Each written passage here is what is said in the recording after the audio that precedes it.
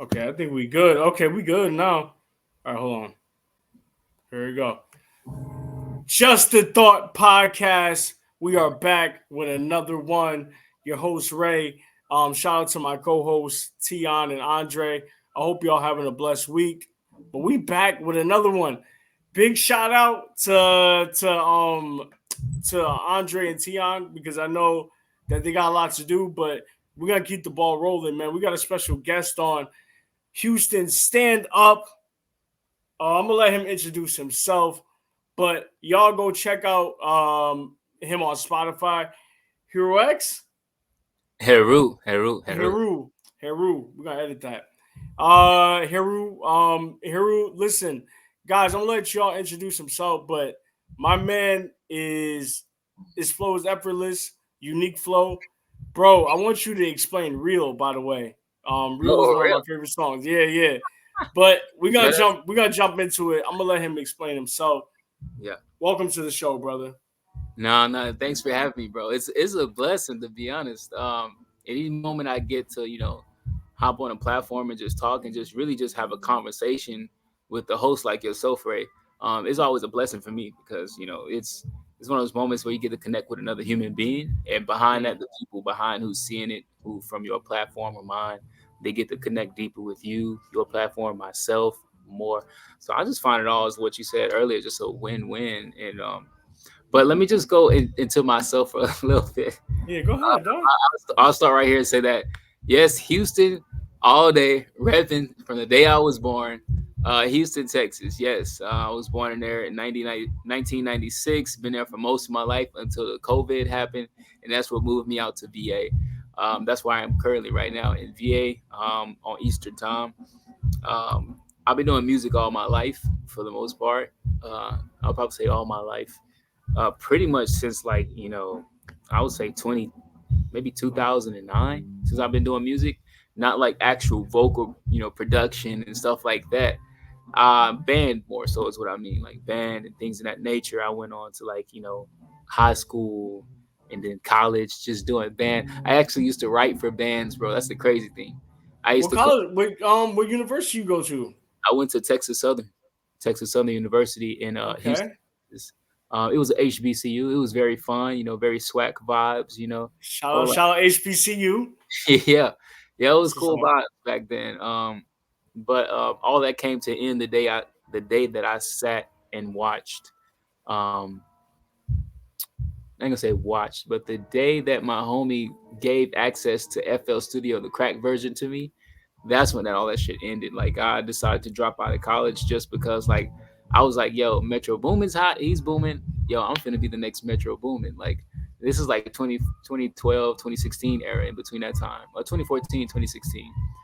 You had Mm. What a Time to Be Alive came out, all these other Metro Boomin records came out. And I'm just thinking like, man, I'm finna make it out of hood or out of college off of making beats. That was never the case, it was Yeah. not the case, man, because it was like I'm sitting in class and I'm making beats, and the professor is like, are you paying attention? And I'm just like, yeah, I'm paying attention, but I'm in there making beats the whole time. And the kids behind me, all the students behind me, they see me making beats in class, and they were all pretty shitty. They were they were really shitty, but it was a great start to everything that I was doing. Looking back Yeah. on it, but that's just the beginning part of my story to where I get now to the point where I've spent countless hours just working on my craft, man, and I don't have enough records to show for it online. That's because I work a lot of stuff like behind scenes. I have a lot of unreleased music for sure, and I just like to work on a lot of stuff behind scenes until I feel like something is ready for the most part. But I've been stepping in that space where I feel like if it's good enough for me, I'm gonna just put it out there into the world because now I've Hmm. gotten so confident in how I create that whatever I put out, it's like I don't care if it's like not the best mix in the world sonically, or I don't care if it's missing backing vocals, or if it's missing background or vocals or whatever. I don't Yeah. care. I just put it out there, and that was the case with like a few of my songs, like "Real," "Women I Lose To," "Dreaming." It's just like I just like to just throw the vocal on there and just put it out there to the world because whoever resonates, they resonate with it for the most part. Yeah. Yeah, dude. I appreciate you for sharing that, bro. Um, let me ask you this: Where did you get that? where did you get that knowledge from? Like, is your family musically inclined? Like, where does that sense of that feeling that you get from music? Where does that come from? Man, the feeling comes from, for one, I would say my mom. My dad was a popular guitarist back in Houston, Texas, a long time ago. In his days, he didn't make much of it, so he didn't get very far. So he was musically inclined for sure. My mom, on the other hand, man, when I tell you, when we were kids, she had armoires on armoires, coffee tables of just CDs, bro. Oh, If you can count, I remember one time I went to clean them up, and you had to organize the CDs when we were little. This was like some task she gave us when we were kids. Man, going through all of the CDs and the different artists she had, man, she consumed music like crazy. She had a lot of the great music from everybody mm, from Bon Jovi to Careless Whispers to Alicia Keys to Usher to R. Kelly to um, Sade to Michael Jackson, Prince, Sade, woo! You bringing it back, and Sade. I haven't John heard Mayer, that in a minute. John Mayer, Robin Thicke, everybody that I can think of. She had all of these musicians and artists, even gospel. She had it shit organized in genres. That's how Yeah, crazy it was, in non-genres. And it was like she was really really passionate and still is passionate about quality good music. So consuming all of this quality good music while having the genes from my father of being able to create music and understand it in a different way. It was only a matter of time before I actually, met eye to eye with creating the music myself from right. scratch. Um, Funny story. I remember when I was a kid. I was a kid, man, and my mom had this 2000 and I want to say 2006 Honda van, a Honda Odyssey, black with silver trim, and that shit was on like 22-inch rims. So it was like you talking about a mom van with 22-inch rims that are shiny, right?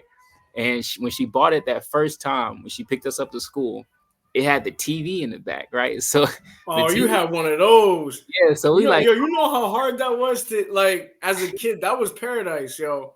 If you that had a was TV in the car. it was, and when we got it, Yeah. I was like, yo, this. I'm a kid in the back looking like, man, this is cool. But this is what was on the TV. She had this DVD that um I'm not shouting out Diddy, but she had this DVD that had like Bad Boys records, like all of the hottest songs on there and hottest music videos on there. Yeah. So I would hear all of the music videos and things of that nature, shit with Biggie, with Lil Kim, but there was particularly this one that was Peaches and Cream. No, no, Ooh, no. When 112, 112. Yeah, yeah, yeah. I'm in the back like I'm a kid looking like, man, that lifestyle gotta be awesome. Like that lifestyle gotta be awesome. Like I'm just watching it, like the lifestyle of entertainment. So I'm taking it in. I'm like, that's really cool. This is awesome. Um, and then from that day moving forward, I always thought, man, I don't know who that dude is, and I'm referring to Diddy. I didn't know. I'm not saying I condone anything he's doing now. We got. I hate that we got to do that now. You know what I I'm know, saying? but what I'm saying, I'm gonna ask you on your take about it in a little bit, but all right, keep cool. going, keep going, keep going. So seeing him, seeing Master P, seeing Birdman, seeing like all of these record executives, these people who start these companies, and Mm-hmm. they look all cool, shiny cars, fancy, they like leaders of the organization. I always wanted to be a leader for sure as a kid. I embrace that. I still do. But looking at that all molded me to the point where I, just had the desire to create my own record label, and not just because fancy cars and clothes and women all around me and just wanting to fuck over every artist that signs. No, it's more so about the thing that I got from it was ownership. And what does it look like to be an owner of your music, of your art, and not selling it to, XYZ company for pennies when they're going to make millions or billions off of it, right? Yeah, So that's what I saw from it. And, it just gave me that inspiration to want to learn more about the music business. Man, everything that you see about me is DIY. I did not go to school for any of this shit from marketing. And I marketed for major companies in the music industry. I worked for Breaker, where Breaker, we worked with companies like 300 Entertainment, etc. I'm doing pitch decks, things like that. Um, but everything from content creation you see to mixing, mastering, writing, producing, all that was self-taught. Everything. That's all you. Everything self-taught, man. Like, and it's That's what's because of the up. hunger. It's the Yeah. hunger behind it of actually wanting it. And I remember the conversation I had with myself about shit. How can I? The day I dropped the song, I think it was my second song. I dropped it, and it had like no streams or like barely any. And I was like, man, I got to get better at this marketing shit. So little by little, I just started to learn more about it, how to get better at rollouts, how to get better at, finding, my audience, finding more, honestly, finding out more about me and myself. Because that's what mattered the most when it came down to everything. Like, what do I sound like? What do I look like? How do I speak? And it really is honestly just one of those self discovery moments where you're just like, oh shit, this is me. And for a long time I felt like when I first started creating music I was being everybody else but myself for the most Mm. part. But Let once I me got down to it, yeah. let me ask you this: your first song. Everybody, I always ask like artists this when they come on the show. Can you remember what you wrote your first song? Hell yeah. You My do you remember the lyrics? Probably not the lyrics, but I remember the song. My very first song I wrote and released, not through a distributor, was it was a song I wrote for my friends. I was at we were going to Texas Southern. We were living in the condo and shit like that, and party life, all that shit. And I wrote a song called "I Was Waiting on You, Girl, Waiting on You, You and all your friends at the View. We used to get it in at the pool. Something something oh, something something oh." It goes down on McGregor. Because that's like South McGregor in Houston. That's all I remember from it though. The rest of it, that shit hard to find. Like I don't even know if it's on SoundCloud anymore. But then after that, the second song I wrote and released was a song called Ecstasy, and that's actually out on everywhere. Ecstasy is like one of my lesser fame to claim songs, but it's a really good song. I think lyrically, it do some cool stuff. It's just not there sonically. Yeah, I'll be honest with you. I was bumping your music for the past week. For the past week, actually, you came on my algorithm. Bro, I was actually listening to other music, what was and this? Spotify, Apple? it was Spotify, and Damn, that's crazy. you came on my algorithm, and I was like, let me check if this brother got a Facebook because Yeah, I was looking at your info. I was like, oh, he from Houston. Okay, I never interviewed somebody out there, and also I like your sound. I like your sound and how you mix it up. appreciate that, brother. So I was like, let me check if this dude got an Instagram because Yeah. the first one that got me was real, but I also uh like to God was it Oh, like a like god, God no like a bro. God That like a song's God so underrated. like a God goes hard. MIA go hard. Bro, All right. appreciate it. I know hands down MIA is, bro, dead one of my favorite songs to perform to this day because like that. MIA go hard. I was bumping that shit in the gym the other day. That shit go hard. But like a God, I felt that the most because right now I'm in a transition. Like I'm in a transition right now, and when I listened to that, I was just like, "Yo, this is something I need to hear." I'm also forgetting another one, Money Oh, Tree as well. When you that were whole talking about bro, you when you were remind me. talking bro, when you were talking about not working a 9 to 5 anymore, I was like, yo, for real, that should be the goal for everybody. It should. Because like we seen our moms do it, people that got dads, our fathers do it. The older generation work 9 to 5. It's a slavery mentality. So when you were talking about working, you're not working 9 to 5. You try to be your own boss, build your own platform. I felt that, bro, because this is what I'm doing right now. I'm trying to build my own platform on this podcast, and like I've been saying that since I was a kid. I ain't working no 9 to 5, and like listening to that song, I was like, I feel that, yo. Nobody's trying to work that anymore. You know what I'm saying? Yeah, So like I and it's like go it's ahead. no shade to the people who do it because I've done it, and honestly, I still do it to this day. The only thing is, it doesn't feel like a 9 to 5 because I'm working in the studio all Because day, you're working on your craft, right? But it's right? more like just recently, I was just there during the pandemic, though. I didn't have all this during the pandemic. This just landed in my lap in 2023.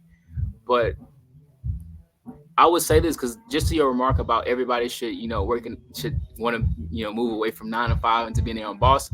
The sad reality is that everybody is either one, not capable of that, capable of believing in themselves to do that. And two, just the way the balance of the world is made, everybody won't be able to do it. Mm-hmm. That's a sad, honest truth. But that's why it's those few and true, that 5-10% of people who actually take that big leap to cause to create that generational wealth, or this new system within their family or in their household of how money is generated, pretty much. Right. And Yeah. that's just the way I'm looking at just freedom, man. That whole tape was honestly just about, it was just about freedom, just trying to get out the matrix, bro. Because I was in this point where I was, in a struggle, more so I would say financially, but everything was there spiritually, right? But financially, there was a struggle, and it was like I intentionally made this tape to manifest the life that I wanted. So all the energy I had of all the things that I felt like I deserved that wasn't there yet at the moment because it was loaded in the spiritual astral plane. I felt like I just wanted to make that tape to get that energy out. And shout out to Nate Toys. He's another producer from Houston, Texas, longtime friend of mine, who made every beat on that tape. We made that project in like 3 weeks. It was crazy, remotely, because I first moved out to VA, and then he was like, "Yo, I got some beats." I was like, "Bro, send them."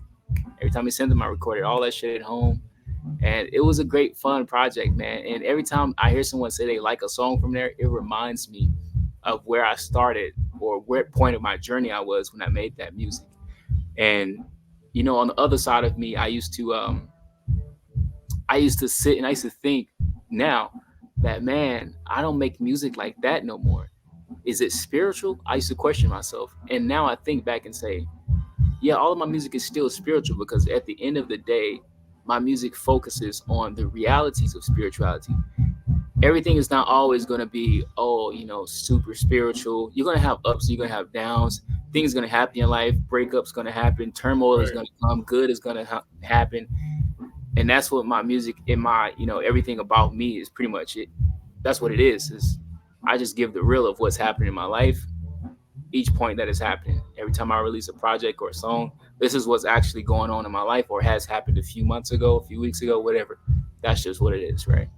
um Mm. and that's why I still say I'm a spiritual trapper. It's because I do love to create trap music. I love to create pop music, R&B, whatever it is I feel like creating. I'm just a free creative, but I create whatever it is I'm feeling more so. Whatever I'm feeling, that's what goes out into the world. And it's hard to create. I don't know where you are in your spiritual journey, but it's almost, I wouldn't say impossible, but it's in the environment of the world, in the landscape that we're on with social media and all this shit going on. Um, it's almost impossible to stay spiritually correct, at least for a good 2 to 3 years. And when I say correct, I don't mean perfect. I mean on track. Well, wherever you go, you're still on track. But I mean, positive your whole life. It's impossible to stay positive each and every hour and second of the day. It's impossible. Something is going to come and something's going to try to rob you of positivity. What matters is how you get through it, how you get through that positivity throughout the day, whether somebody hunks at you, flicks you off, how you deal with it, right?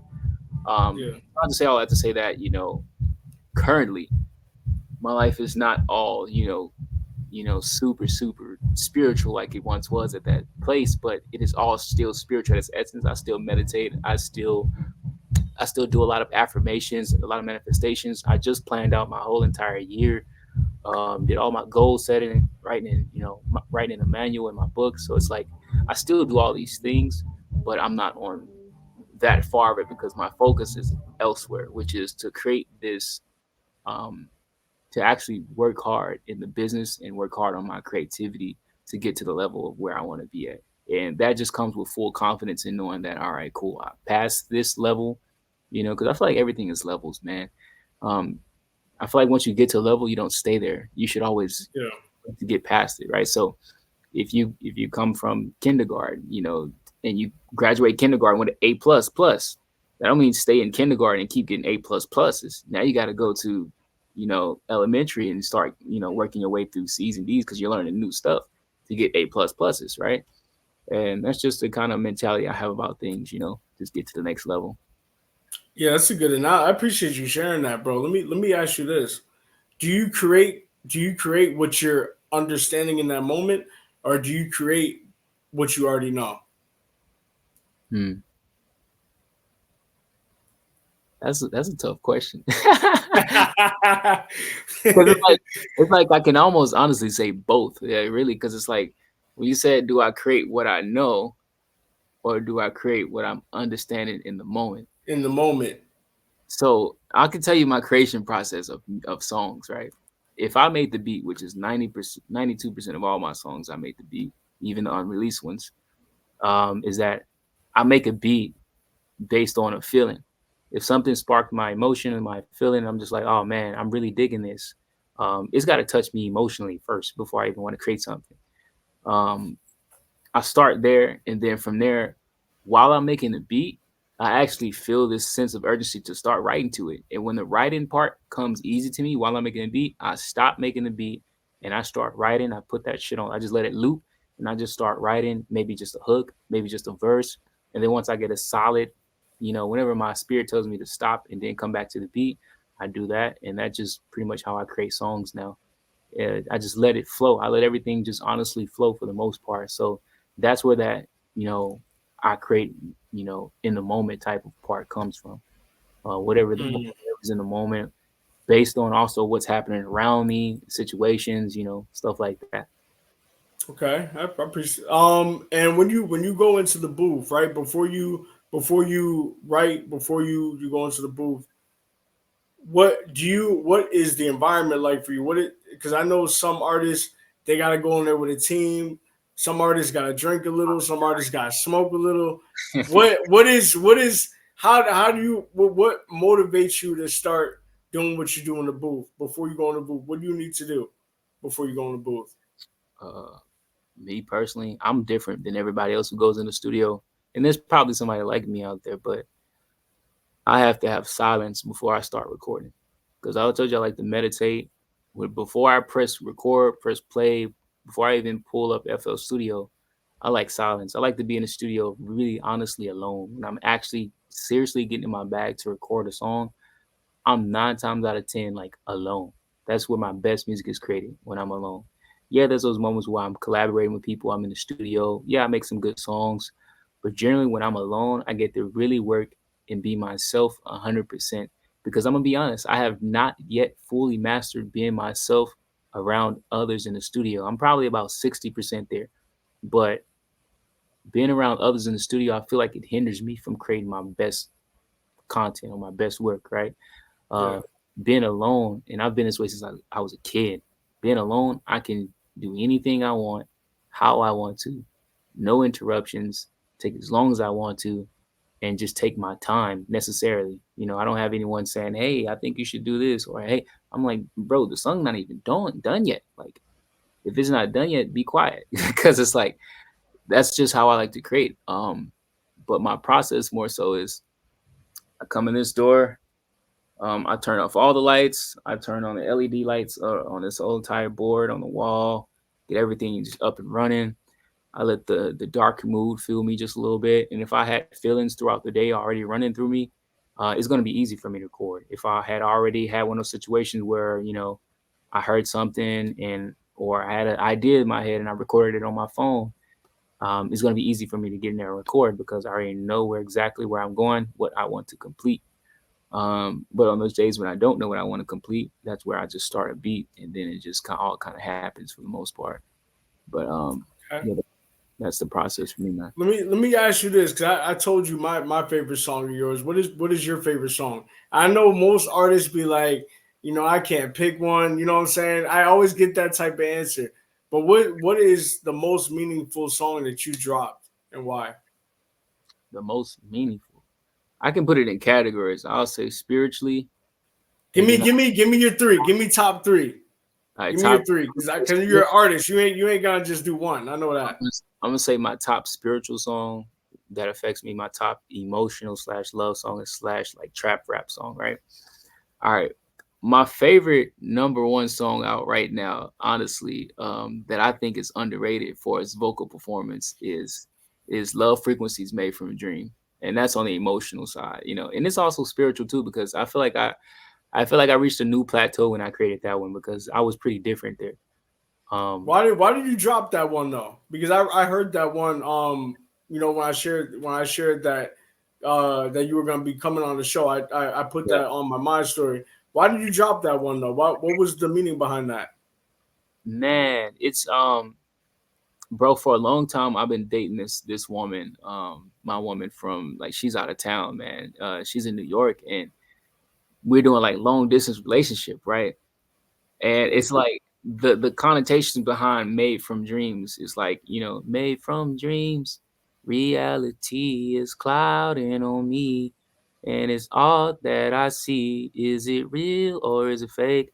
Like that whole is it real, is it fake just really comes from like, you know, having somebody that you can be this connected to, and we've met in person plenty of times, but this connected to on a long distance relationship where y'all are so natural, everything is so unique, and everything is just like, honest to God, like one of those, damn, is this too good to be true type moments where it's like, there's really no wrong that can happen. And that's where it all comes from, that aspect where it's like, damn, is this a dream? Is everything that I'm, doing here or I'm seeing here and feeling here, all these emotions, is this a dream? And I like to put my emotions in music and what I'm feeling. So I'm just like, taking that whole thing in. And when I heard that song, how I heard that was that song is actually a beat from like YouTube, not even a beat. Somebody who does like ambient sleep music or something like that. And I was just playing it while I Okay. was working, and through their playlist that came up, and I was like, huh. So I went and grabbed it, while I was listening to it. Actually, while I'm still in my office, I'm listening to it on repeat, and I'm writing to it. Not even writing. I pull out my phone, and I'm just like singing into it, like mumbling, like the ideas, just letting them flow. That's another part of my process. I literally just mumble I'm all melodies first, and then lyrics. And Some then days lyric. Okay. there's a blend of lyrics and melody depending on how I'm feeling and whatever the spiritual library wants to spit out, at that moment. But yeah, that song was just made out of inspiration for that situation. Let me ask you this before you go into the next song, because now we live in a world where relationships are very hard, especially long distance relationship. Yeah. How do you make a long distance relationship work? Well, that's a funny question because I'm gonna say you don't make it work. You don't, bro. There's no way to make it work. It just happens. It happens, but it happens through very strong communication. To make long distance work, you have to have the strongest and the most solid form of communication, compassion, understanding, truth, and patience. Patience above any. Um, Patience and communication are probably my top two takeaways from a long distance relationship.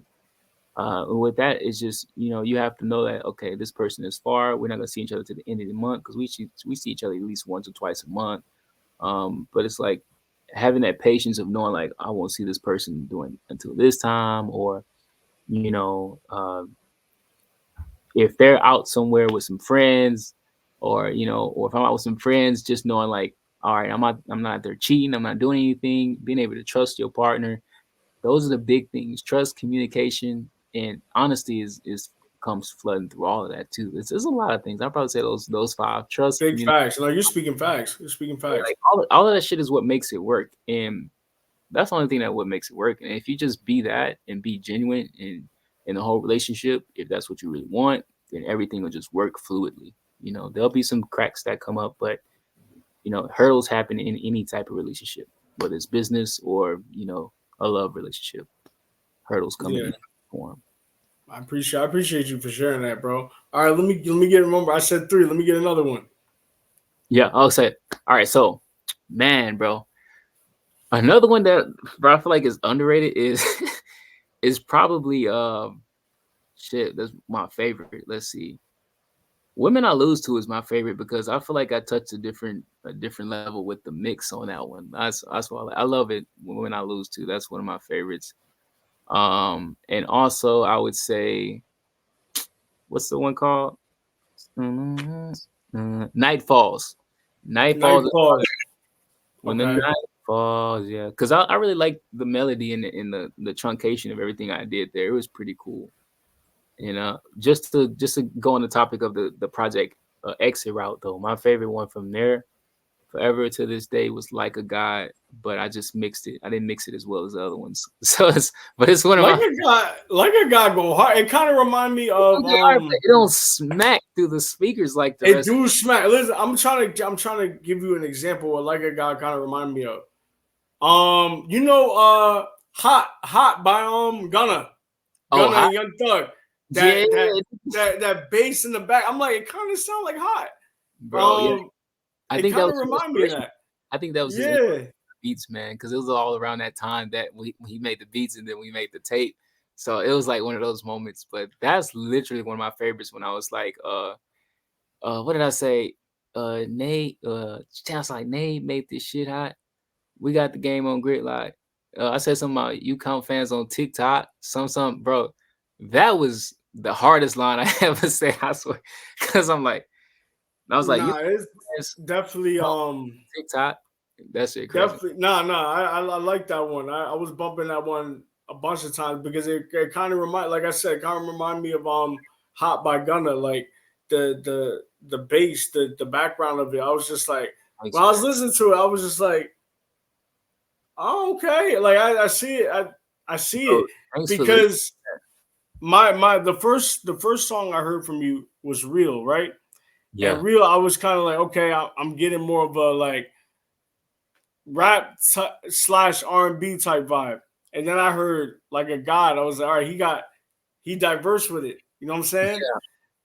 Yeah. But let me ask you this, bro. Thanks, bro.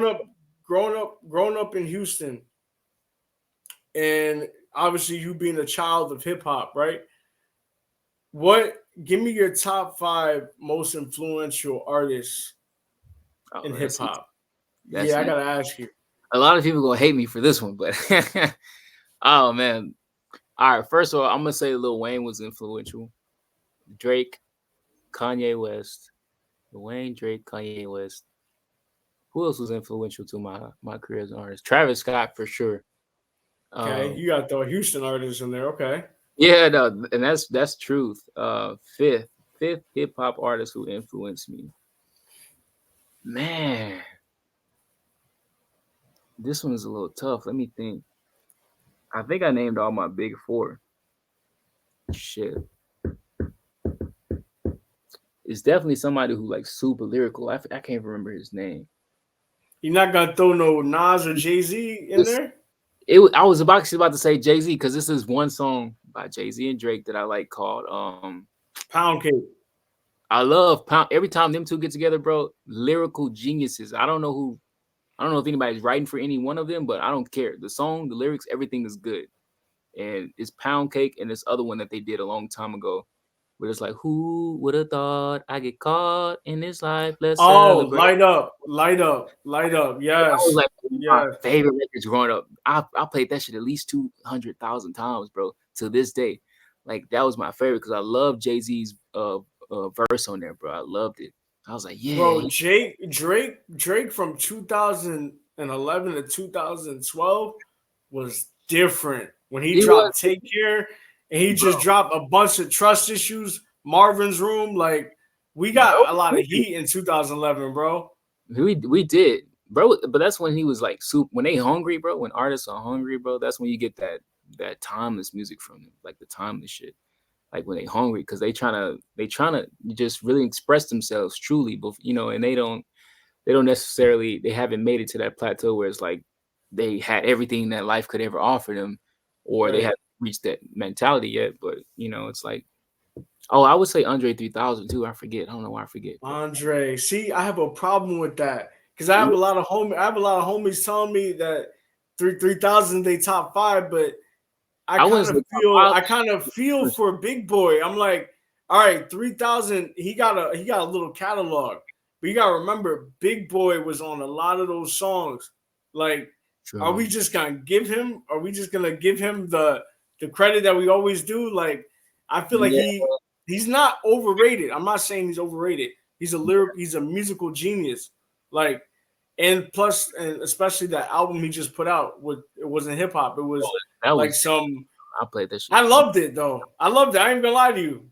I felt I put that on to fall asleep all the time. Like Yeah, that's it's some dope ass music, but 100%. I can't give him top five just because he has so much work with Big Boy, and I feel like we just leaving him out. You know what I'm Yeah, saying? We need more from him. in retrospect, I see what you're saying. Yeah, definitely. It do feel like that because there's a couple records like that. I don't know. I guess he definitely in my top five. That's not what I was saying. I was saying influential. Yeah, Influential. influencer. No, no, of And course. then, He's a genius, bro. He's a genius. I would just put yeah, I would put Jay-Z in that spot. That's what I You would do. got to, yo. You got to. Hove's Yeah. been killing the game, man, for a minute. Yeah. Um, I for me, yo, Hove is my favorite, obviously. I'm not. I mean, I'm from CT. I'm from Connecticut. You know, so Really? Connecticut, New York, New Jersey, we all influenced by Hove. So Hove, I gotta put him on. I gotta put Nas two, Shut Kanye straight three, up. Now, Drake four, now and just then in my top five, I would definitely tell you I respect each and every one of those lyricists and those artists, bro.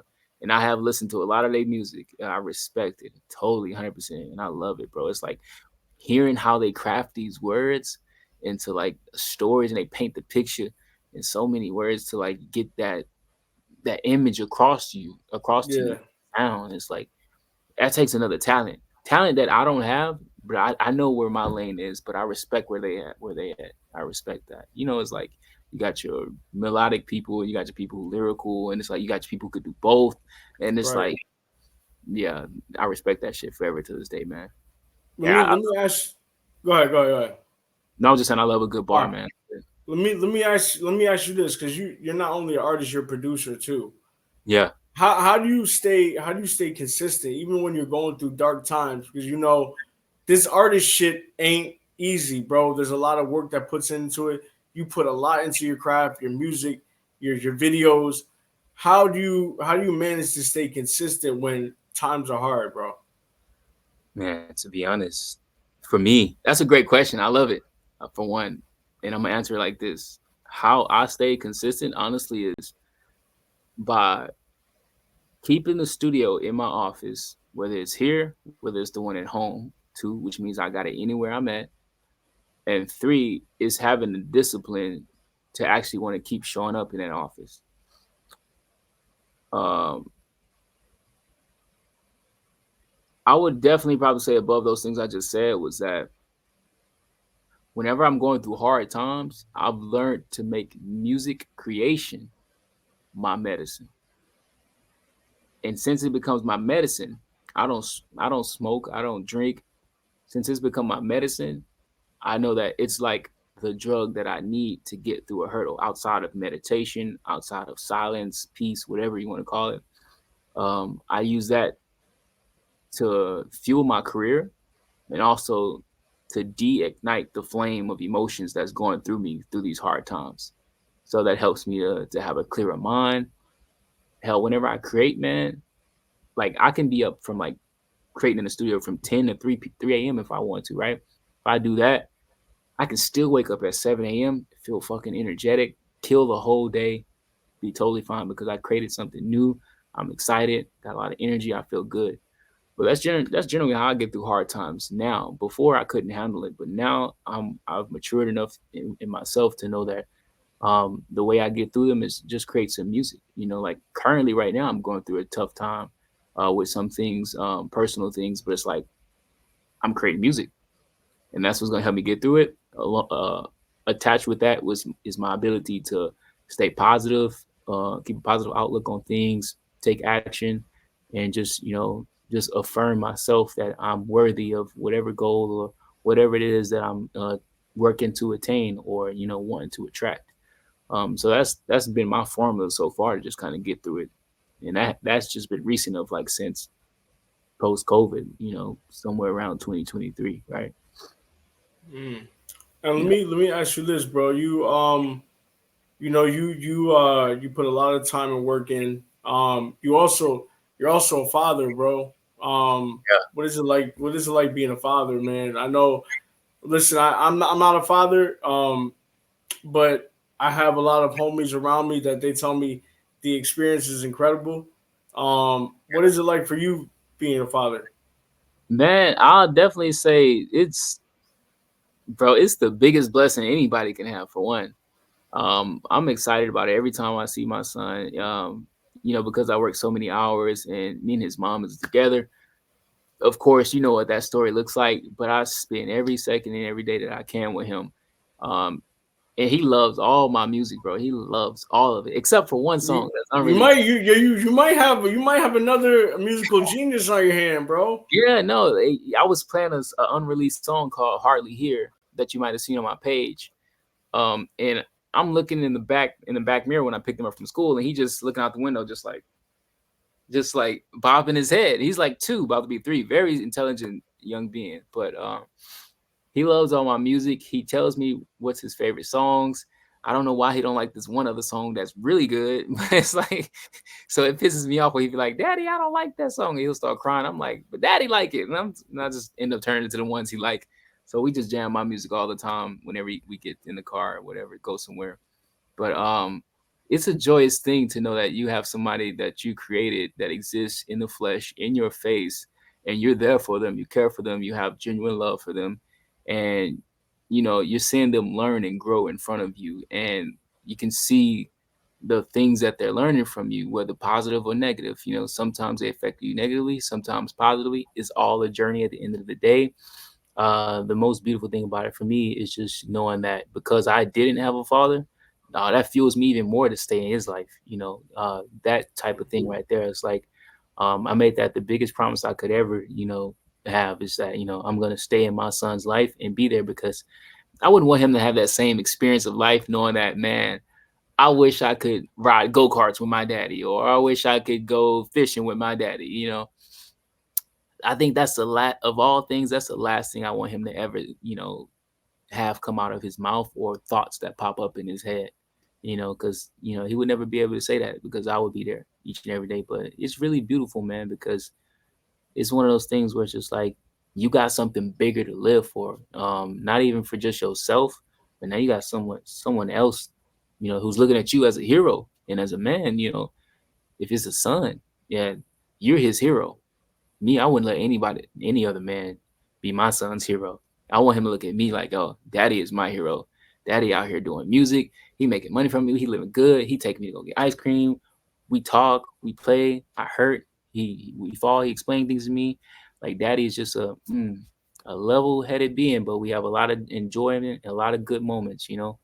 So that's just where I come on all that type of stuff, man. It's just a big blessing. That's it, man.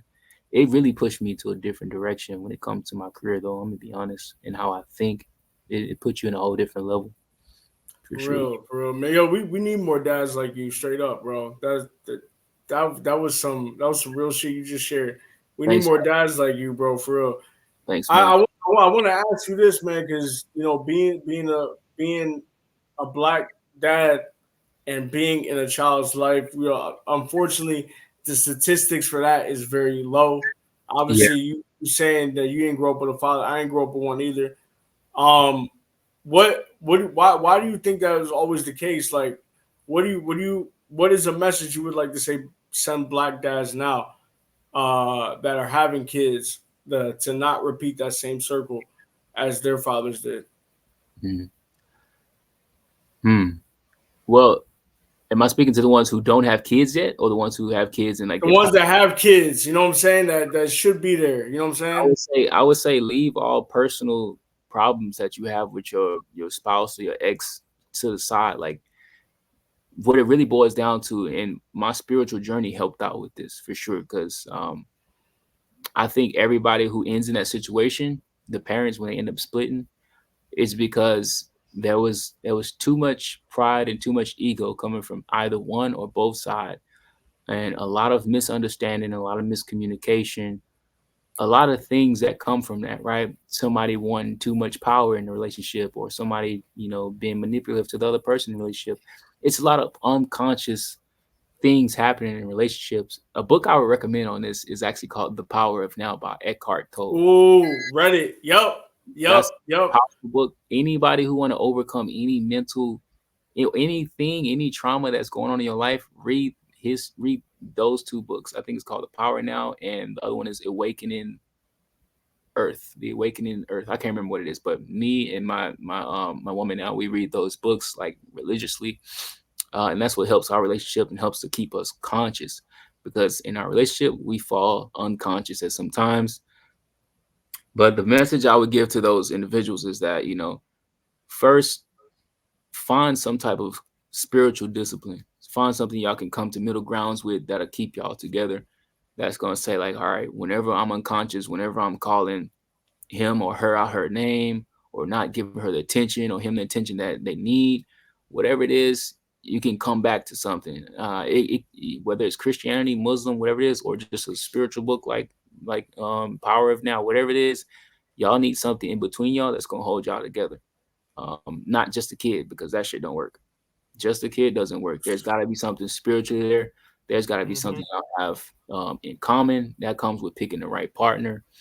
And honestly, and if it do end up in a situation where y'all do split and you co-parenting, you got to understand that the bigger thing, the more important thing outside of each other, outside of yourselves and your ego, is the child. That's what's important. What do they get to experience? Because we'll probably be dead and gone in like 60, 100 years, or however long we make it on Earth. That's what I call that shit. But however long we make it, we'll be dead and gone. They'll be here. What are we giving them? What tools are we giving them spiritually, mentally, emotional tools? Those are the most three important tools for me. Math, reading. Well, reading is cool. Math and all that other X, Y equals plus B. Learning about what's the coolest pair of shoes, who's rich, who's poor. All that information is irrelevant to come first in learning to me than emotional, mental, and physical mastery, and spiritual mastery. I'm sorry. Those are the most important ones to me. It's just figuring that out. But over time, the spiritual mastery will come. It won't come ahead, any faster than the rest. But if they can get emotional down pat, then the rest of the world is just their oyster. Because I think as a challenge, as a child growing up myself, you learn that you miss a lot of opportunities, or you might fuck up a lot of opportunities in your life based on your emotional reaction to things. You can have the best partner in the world, but your emotional reaction to everything, and this could be just trauma that lives on in you, right? And if you got trauma, man, everything that you react to will be negatively, and you might just, you could be in the middle of healing and just fuck up a great job, or in the middle of healing and fuck up a great relationship, or in the middle of healing and just fuck up anything good because you're not conscious enough to make the right changes through yourself, right? So all of it really just comes to self. Like, I believe in auras and energy, right? How I am, how I feel is how I project.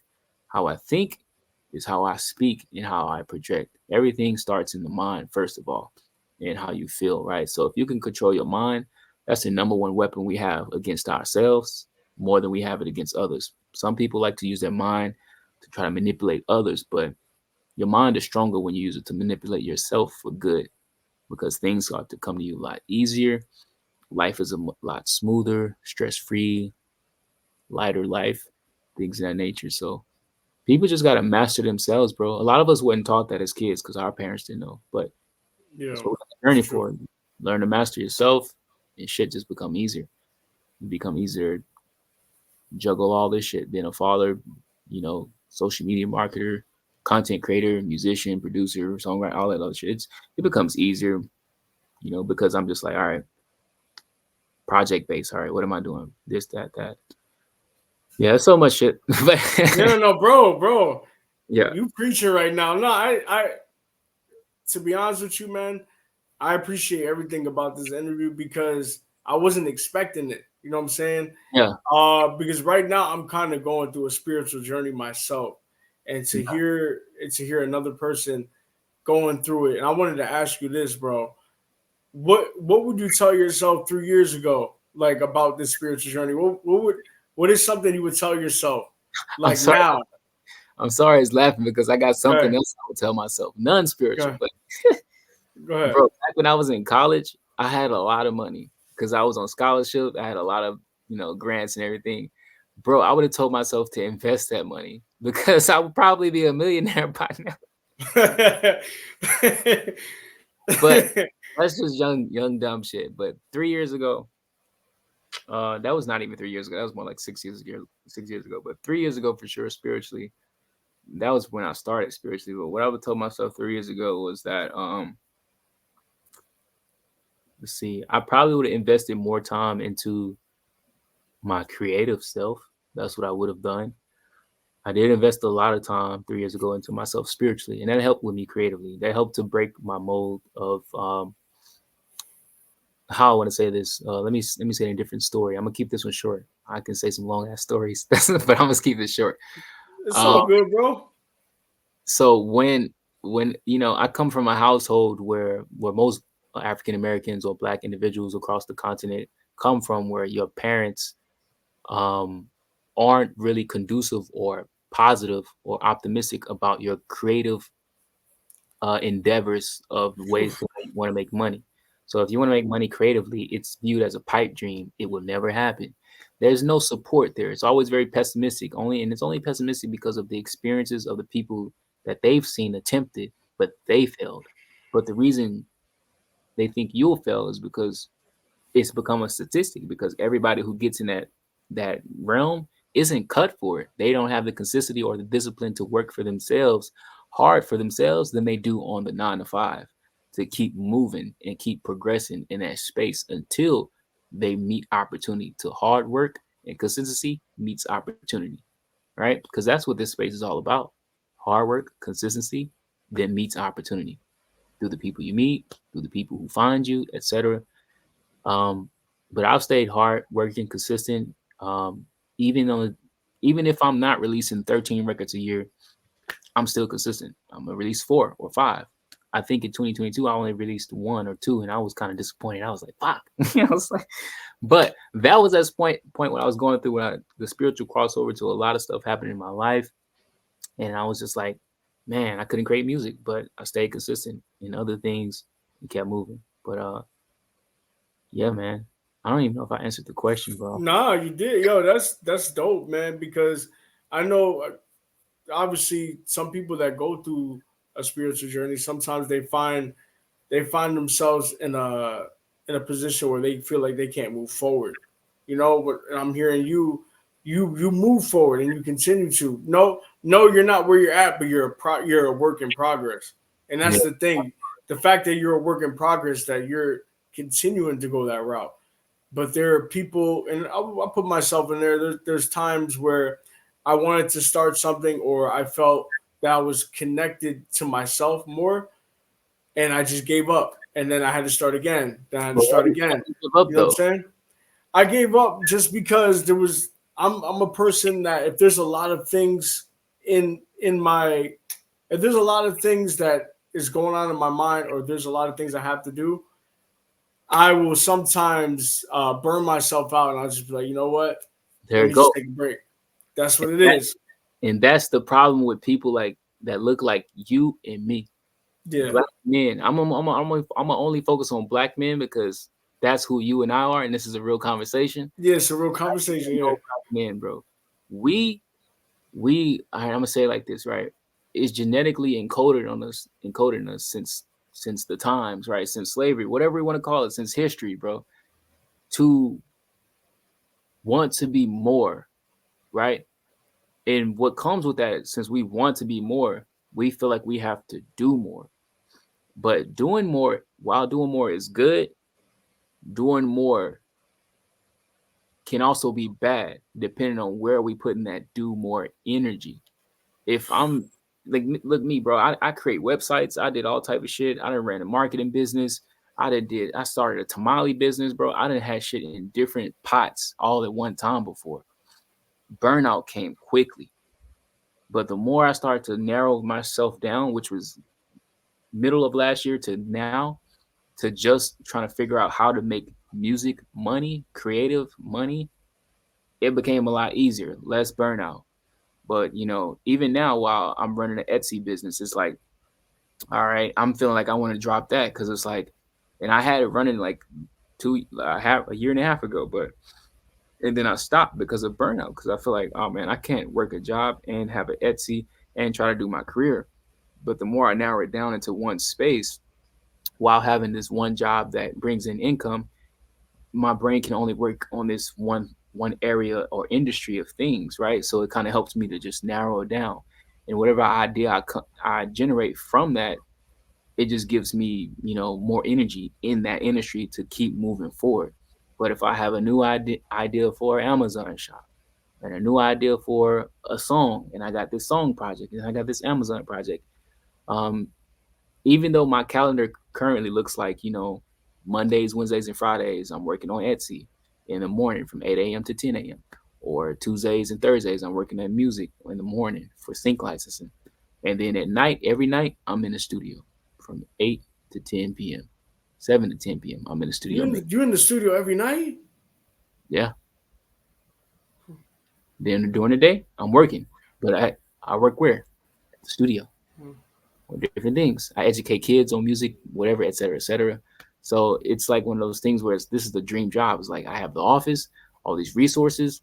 I get to work with kids because I love to get back to the community. So why not take advantage of it to its fullest, where I possibly can, to further my career and also help the lives of the other people that come up, the youngins that come under me.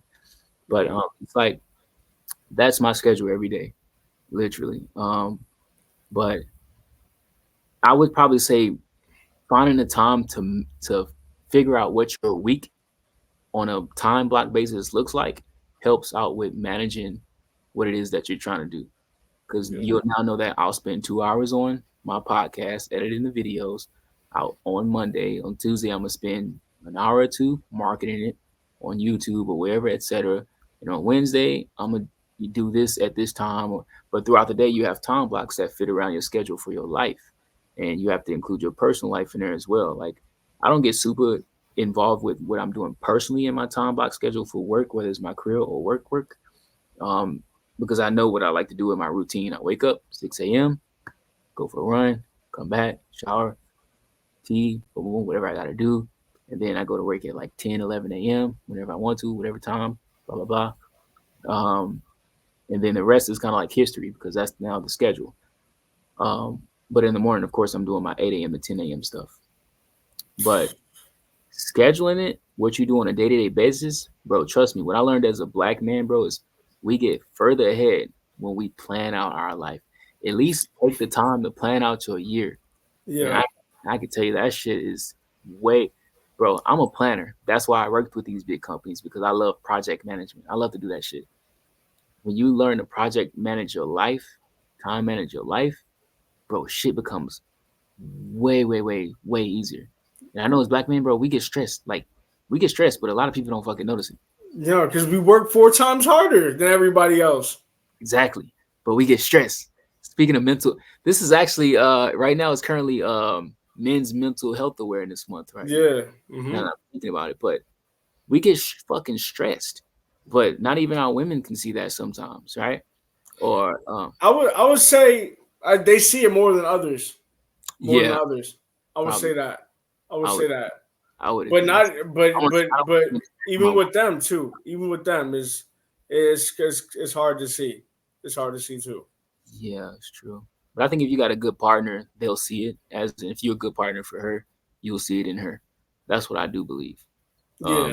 That's just That's big facts. that synergy effect. When you don't care about somebody, you don't see anything, right? Yeah. Um, but we be stressed, man. And what I learned is that time management, bro. Literally, I have my whole career planned out from milestones. Literally, right now, I could show you if this was able to screen share, bro. Literally, by the end of the month, my goal was to have 100 streams per day by the end of this month. Next end of the month is to have a five. I took this shit serious this time because I've been here before where I had 200, 300 monthly listeners, but right now I have 155 monthly listeners, I believe. My goal is to have 100. Next month, my goal is to have 500, which means I have to. I'm already thinking like, yo, I don't know how the fuck that's gonna happen if I'm at the rate where I'm at, but I already know because I'm a marketing genius. I've been doing this shit for a minute. I think all these ideas that I have, the only thing I know that I can do is just to keep putting shit out there, honestly. Putting shit out and you consistent, bro. You go to the student every day. Let me Yeah, ask you this: when we gonna get an album, bro? man, it's actually That's when we gonna get an album. sooner than you think. It might come sooner than you think, bro. To be honest, man, it'll come sooner than you think. The truth is, I have like probably over 40 unreleased songs, and let me see, probably like 4 album projects that are being worked on. And I have that much music in the tuck, man. It's crazy. And I'm not even capping. I'm not gonna say like, man, I have hundreds of songs. A lot of them are just work projects, ideas that need to be finished, and there's folders for them. Boom, boom, boom. This is where I feel like it goes. There's a lot of singles, etc. And I just do it that way because I don't know. That's just how I just create as I feel. And if I don't feel like popping back into that song, if I'm not feeling it, then I won't do it. But for the most part, I try to force myself. It don't work. Like even in my sessions when I come here, I still pull up older songs to try to work on them, and etc. And it's like if I'm feeling it, I work on it. If I don't, I don't. Simple as that. I just work on whatever I feel, and that's what goes out. But what I also learned is that happens because 90% of the time, um, I get too excited about the song and I don't finish it enough to where the next time I come to the studio, I have all the lyrics, or I have all the most of the lyrics and some mummer happening. The beat is done, and all I do is re-record. Or when I come back, all I need to do is just mix and master, and it's ready to go. Because I can spend it however long I want in the studio, but I start to time block myself to about 2 or 3 hours to get shit done, which works. But what I used to do is just fuck off time. Honestly, I used to fuck off time. Still come every day, but fucked off every time. But now it's like, all right, I need to come with a purpose, get shit done, move on. So now I Yeah. finish songs when I'm in the studio. At least step one, which is have the lyrics, song draft, beat done. Step two, re-record it or fill in whatever it needs to be recorded, mix it. Step three, really mix it some more, master it. And now it's done. So now I know I got a done project, done section files that I can release at any moment. And I don't have Let to. me let me ask you this before we move on to Diddy, because we gotta get into Diddy real quick. I need Yeah, to I need an opinion on that. Um, Let me ask you this: what can we expect from you going into what can we expect from you by the time this year is over? Like how many more songs are you gonna drop? Are we gonna expect the EP? What are we expecting from you as 2024 ends? bro, y'all about to get like 20 plus songs. I can definitely guarantee that. 20 plus songs by the end of the year. I will probably be at 10,000 monthly listeners, and Okay. and I Okay. will I would just be musically. That's just it. I'll just say that 20,000. I mean, not 20,000. 20 plus songs. That's definitely coming out. 10,000 monthly listeners, and what I want to do is start giving people opportunities to actually. I don't know if you heard of this thing float around, but this has been in my plan for a while. Is how can I give back to the listeners, to the fans, the people who stream my music. And for a long time, I've been developing this system where, you know, pretty much fans could pay to make money from the stock of a song of which that I've created. So if somebody likes Women I Lose To, currently it's at, you know, under 2,000 streams. They can buy into it now. Years later, boom, boom, boom, they get money. They also support me as an artist. I give back to them. Doing things like having one-on-one calls with them, maybe once a week or whatever. Because I actually want to connect with my fans. I'm different from everybody else. I want to talk to you. I want to know you. I want to build with you. I want to, I want to be there. Like I don't even if so happen magically I reach like superstar like status, bro. I'm gonna still do the same shit. I don't If care. so, magically you gonna reach that shit. Don't come on, Yeah, man. You gonna yeah. reach it. Don't be talking like that. You're right. Don't be. And but so yeah, when it does happen, like I still want to do the same thing. I don't want to be so drawn away from fans where it's like, and I understand the I understand the landscape of the business and how the security and how you got to be careful if you reach that level. But me personally, I'm like, at the end of the day, I'm still a human being. I want to remain that way, and I want that. And I think how I move now determines on how how everything looks. Because there's people like Lil Russell who's doing it, Nipsey who did it, and it's like you can still be big and still be here with the people. Like Right. you can be up there, but you can still be here because What's up here is never more important to me. What's up here is literally just money, status, and image, and that's all it is. But Yeah. what's here is human, the human business. Human to human. I don't care how big I am. You're still a human. I still talk to homeless people, bro. I had a whole conversation with a homeless man in the grocery store the other day. I knew he was taking fruits, but we had a whole conversation. I'm like, yeah, bro. People don't talk to nobody. People, we had a whole conversation about how people are just looking, they're just looking the other way for problems in the world or problems within their neighborhood or in the city, right? And Yeah. it's just crazy. Like, but I have conversations with anybody. I don't see any one man or woman less than me. I never do that. Let me pause this for a second. My microphone. All right, hold up. All right, bro. So, unfortunately, what's going on in hip hop right now? We got this whole Diddy case. What you think about it, man? Because recently we saw the video that with him and Cassie in the hotel, him assaulting her. You can see it clear as day. Now we're seeing a lot of these new allegations coming out, women and unfortunately men as well, saying that Diddy sexually assaulted them. Do you think there's a chance for him? Do you think it's completely over? What's your stance on it? Um, my stance,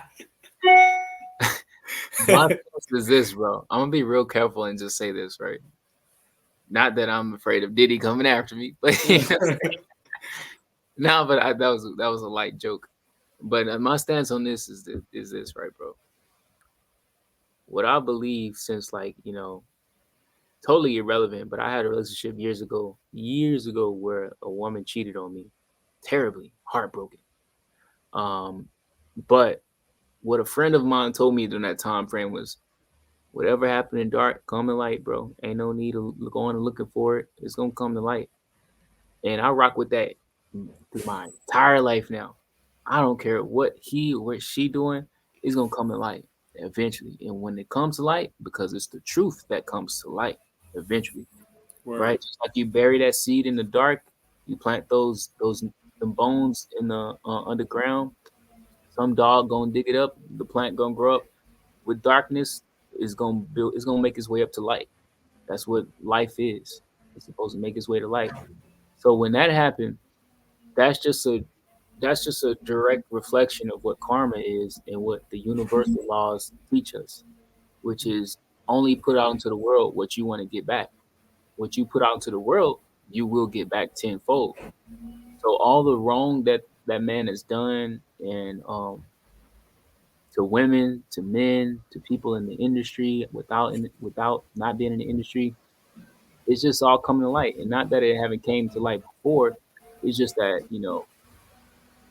this time in the game is just pretty much ending. That's my take on it. It's ending. It has ended. It's somebody else's turn to take over. Hopefully they don't become the diddler, but you know what I'm saying. The diddler. That's the first time I heard that one. But but it's like, you know, everybody time comes to an end. Just look at history in Yeah. the entertainment business, bro. Just look at history in the entertainment business. Yeah. Um, I think I think it's just everybody's time and it comes to an end at some point. That's it. And people in the entertainment industry, you don't make it that big without becoming somebody's puppet. You know. Right. And Yeah. when somebody tired of playing with that puppet, what they do, they go get new puppets to make New to make. puppets. Yeah. Do you have any sympathy for him? Oh man. To be honest, the only sympathy I have with him was is just lack of common sense of knowing that, bro, no woman in the world can make me put hands on her. No amount of money in the world can make me treat anybody less of a human. Um, no amount of money in the world would make me want to pay somebody to have sexual advances for me with me. Whatever the shit he do, that with the stories we heard over the years, no money, no fame, no power in the world could have made me do any of that type of stuff. And the only sympathy I have for him is that, that man should have been closer to the God in himself, so he would could have avoided every one of those situations and had a discipline with himself. Instead of drinking up them spirits and alcohol and smoking and drinking and partying, popping pills, whatever, should have been closer to the God within yourself, bro, and you would have avoided all of those mistakes because your intuition would have told you not to be in this angle, not to be in that lane. He might have missed his come up. Might have it probably would have been a lot slower than somebody than where he is now, or he would have not had as many opportunities, but he still would have been successful because he would have had the creator of the universe, God, on his side, and he would have been successful either way. But he chose, the other path of what Christians call sin. He chose that path, and you know, you get the card you deal with. You know, that's just how it works. That's what karma is. That's what you put out into the world, you get back, man. So it's like my only sympathy is that he just didn't keep God closer in him and around him. That was pretty much it. And he in that situation. And when 50 Cent drops the documentary, you gonna go watch it? Bro, I'm gonna watch that shit just like everybody else.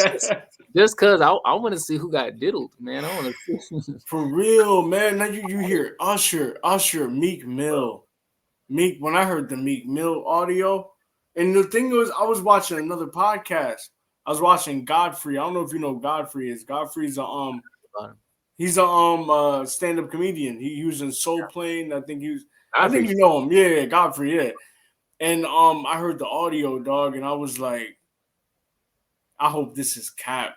I hope this is cap because I've been bumping Meek since Dream Chasers 1. You know what I'm saying? Like, bro, but everybody knew in the industry, and I've been knowing it since the funny part since I was a kid, bro. Since I first got interested in music business, the first thing I learned when I figured out I wanted to be a part of the music business, I already knew based on stories, but I was like, all right, I gotta watch out for the Illuminati.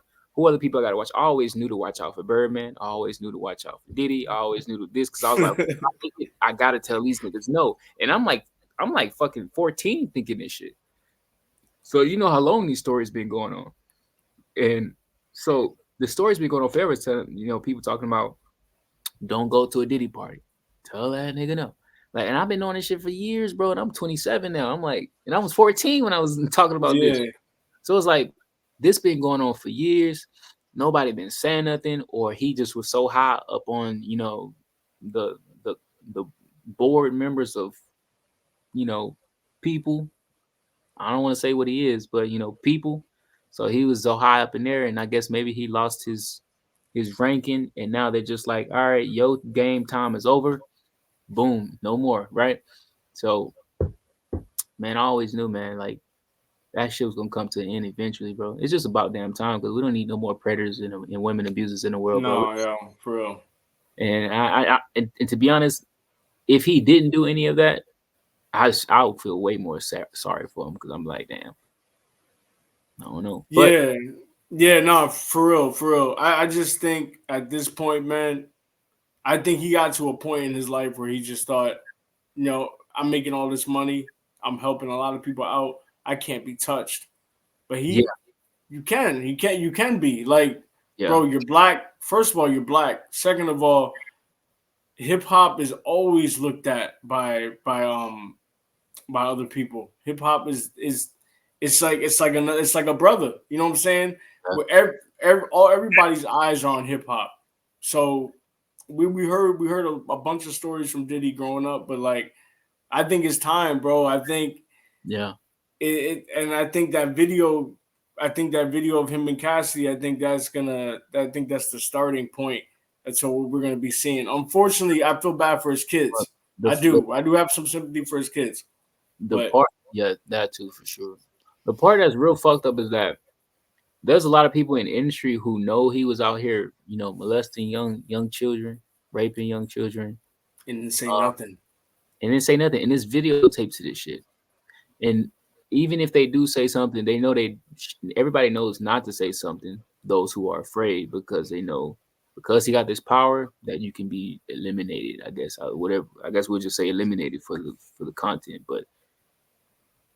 But those were those who spoke up about it and spoke out about it. And that's what gave us the insight and everybody the insight, right? But, with all that being said, it's just like, I don't know, man. You had said something I was trying to touch on just recently. You were talking about, my memory is fucking terrible sometimes. You're not the only one, bro. It's all good, man. I knew exactly what I was going, but then I didn't. As soon as I got there, I was just like, it's like when you get to the grocery store, you're like, fuck, I forgot what I was supposed to be getting. Well, that's the worst. That's the worst because you end up spending more money. That's the worst. Yeah. Let me get a final take on Diddy before because I got this section we call just thoughts. They're like quick little answers. I want to hear from you. Yeah, Final take on Diddy. Is he gonna get locked up or you think he's gonna be a free man? I think he'll get locked up, bro. Yeah. And the reason I say that, that's what I was, and this is why I was supposed to go to. So I'm glad you asked that question. That's what I was going to, right? I agree with you. He's gonna get locked up. Because there's a whole sex industry and sex trafficking industry that exists in the United States and all over the world that generates billions of dollars that nobody talks about, but people do talk about it. But people look the other way. You know the whole Pizzagate shit that went down with Hillary Clinton and everything, and all the celebrities and that whole list and the whole shit with like Ellen, all that Yeah. shit, all that shit died off magically because it's still going on. He was a part of it. Most of the celebrities are a part of it, is my belief. They're not gonna lock him up for that because if they lock him up for that, that means he have the right to fucking tell everything at this point because he was one of the major players. Is my assumption. That's what I'm saying. You know that nigga gonna snitch. You know that. Anybody at this point who played that game, playing with children, the pizza world, they're not gonna get locked up for that. They're not gonna get, unalived for that. They'll get unalived or locked up for something else other than that. Now, and if it do happen because of that, is because they just got outright caught and it's just out there in the world and it was just seen on tape, on a phone or whatever somewhere, and it just got caught with that, right? But all of the people, bro, when I'm so spiritual, bro, I was hearing all these, astrologers and all these people who play with the tarot cards and stuff like that talk about like, 2022, all in the 2026 is a year that all these people who play around with these kids and sex trafficking and molestation and all this shit, all these celebrities, more importantly, are gonna get taken down, and that's exactly what the fuck been happening. It's been Cat, happening. yeah. Cat Williams interview started it, man. That flight list that everybody forgot about that went out about who all went to Epstein's Island, and everybody forgot about that shit because we all so distracted about the shit they're giving us and feeding us that we forgot about all of that. We just dead forgot when that list went out, bro. All of the celebrities we know today and love, bro, they all was on that list. Every one of them. Yeah. Somebody, bro, most of them went to that flight, that fucking island, and it's just like the entertainment industry lives off of this. Everybody in it lives off. There's a whole cult for them to cross a certain level, and I learned about this shit when I was a kid. For them to cross a certain level of fame, you have to do things to defame yourself, defame your body, or another person to get to this other level. And it's like all for the bag, all for the fame, all to maintain all of this, man. And it's just like it's pointless, man, because you selling your soul literally. And when you keep hearing people talking about selling their souls, they're not talking about you just being a slave to label. If it was that simple, there would be so many slaves to a label. If it was just simple as me, oh cool, I'll just sign to a label and they can own all my masters and I'll be famous. It don't work like that. You're gonna do that, and just to keep you tied into it, and for them to guarantee all that, you have to do this other shit, rituals that you be seeing that fucking happen that celebrities do at their live shows these days, or have been going on for years.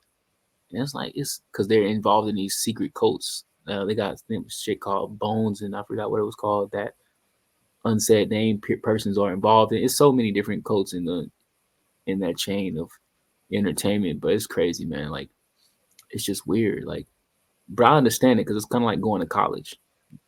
Technically, sororities are like cults. You get there, you get to a certain level, boom, everybody got their little groups that they hang around with. So, yeah, everybody was just advising not to hang around Diddy group. That was it. It was like, and now the new word is no Diddy. You got niggas saying no Diddy now. hashtag. Hashtag no Diddy. I like I said, man, I kind of feel bad for his family, bro, because they're gonna have to deal with it. They're gonna have to deal with it. Like he might be locked away, but that pressure's gonna be on them, and I know that's gonna be hard to deal with. I You know think what I'm the saying? son gonna do just fine though. I think he gonna do just fine. He been given a platform. He been making his own connects. I think his son will do just fine as far as I understand. It's just that he'll have to get over that hurdle of people talking about his dad and shit like that, and he couldn't control none of his father's actions. So that's where, like when you said, the compassion with the kids and just them and just feeling sorry for them, I truly resonate with that because there's nothing he can do to control his dad's behavior before he was born and even after. You know? Right. So, Yeah. but no, long Well, story short, man, well, I feel like I had, bro, the same hope I had for R. Kelly was the same for to not get locked up. was the same was the same hope I had for Bill Cosby. And to well, think, we don't know about Cosby though. We don't know about I Cosby think that shit 50-50. I feel like it's 50. I feel like it might have happened and it probably didn't happen. because I'm hearing things like I heard that But I think, they try to get him because he wanted an ownership of yeah, NBC. but that's what I'm saying. But also remember, Diddy has revoked and he's been trying to own a lot of shit lately under the table. He tried to own the Panthers, a Yeah. whole NFL football team. Dude still under the table was trying to he probably was trying to own more entertainment. He's probably trying to have more ownership of things that he shouldn't be putting his pots in because the higher up people like, yo, we got you here, but we ain't get you to start taking our shit. We ain't crazy. We ain't stupid. You know, the problem with us is when we get to that level is that we want to start owning everything that they own. And yes, it's positive if we do it. It looks cool. It feels good to know that I own fucking, I don't know, I'll just say WWE just to make some sense of it. It feels good to know that I own that shit or that I'm about to purchase or I feel like I'm getting into a deal with it. That sounds good. That feels good. But at the end of the day, what us, I'll just say it, niggas got to understand is that, bro, entertainment, fucking TV, radio was created by the CIA, all for to manipulate the minds of the people. Mm-hmm.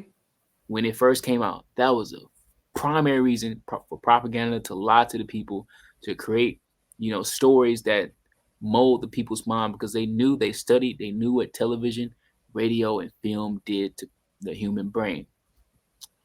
And if they gave it to a black person who was trying to show more of black people in a positive light, which I'm gonna be honest, that's what Bill Cosby was trying to do. That's what I would say a little bit of Diddy wanted to do in film. I ain't gonna say his music, but he was trying to do that with.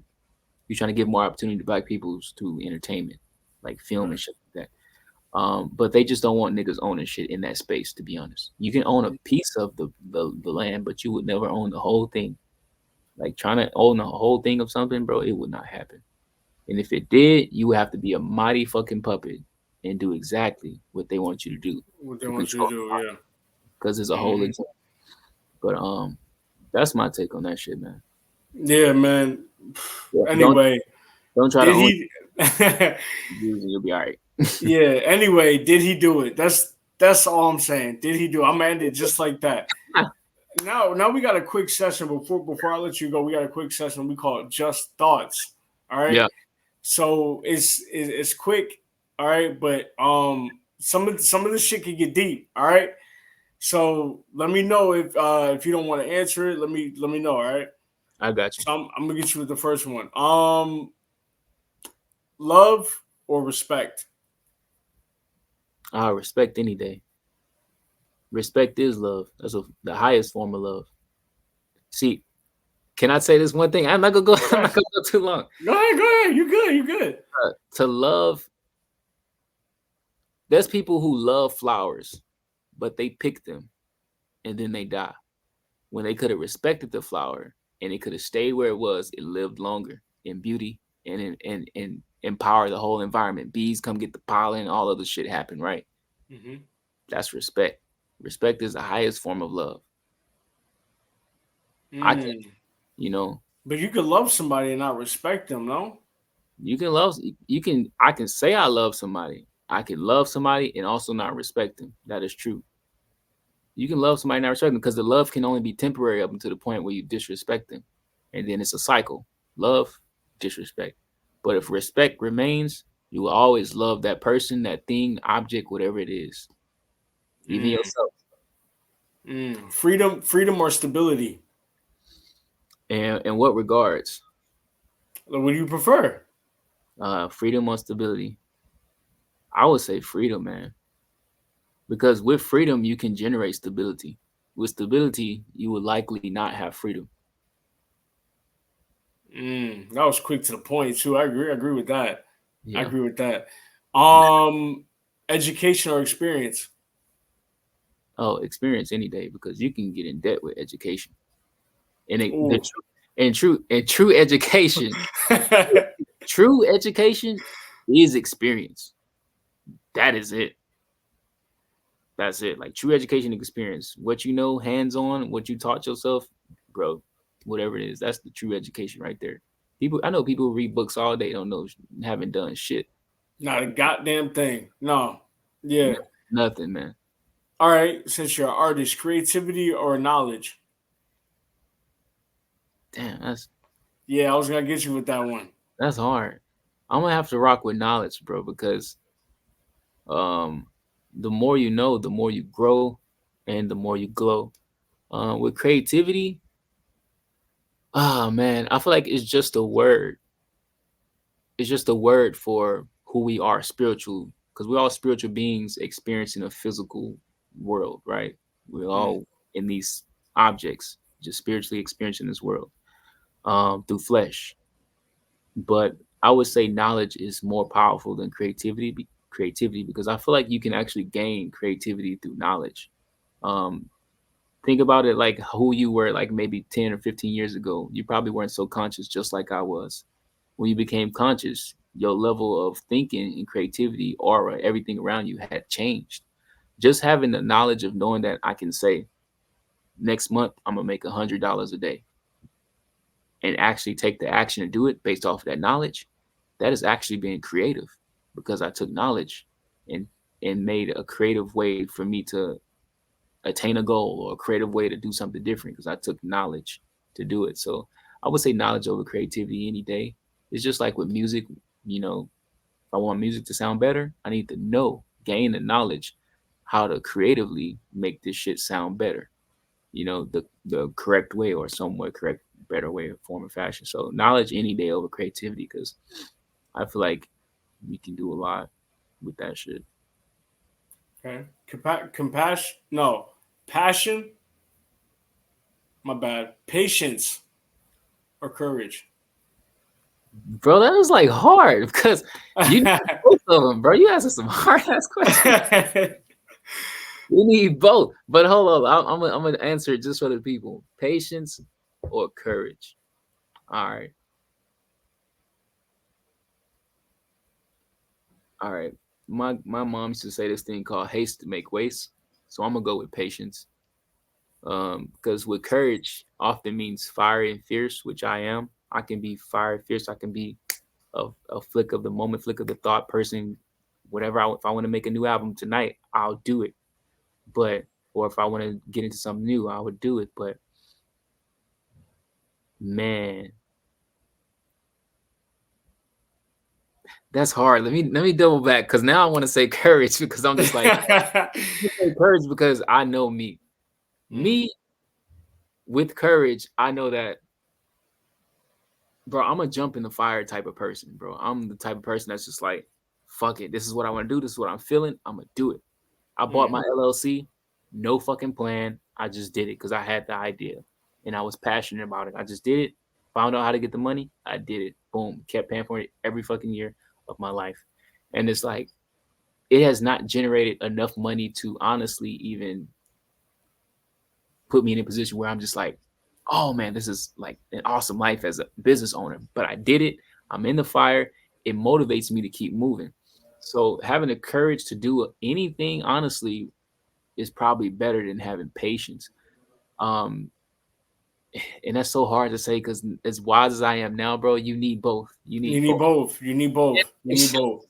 You need if both. I had to put one over, anyone, I would say courage, because courage would build the skin tough enough for you to at least break the hardest part about doing anything, which is doing anything. And that the hardest part for anybody out there who's trying to start music or start a business or start a new creative adventure, just taking that courage to start.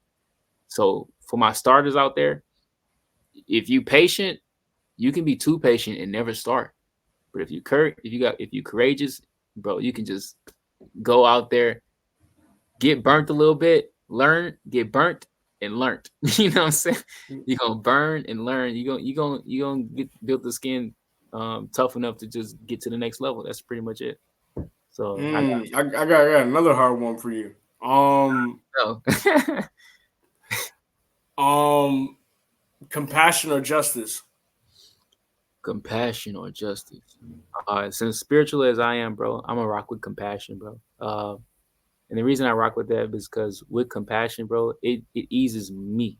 You know, let's say like, let's say somebody at the grocery store, they having a terrible fucking day, and they just like curse me out, like, yo, get out the fucking way.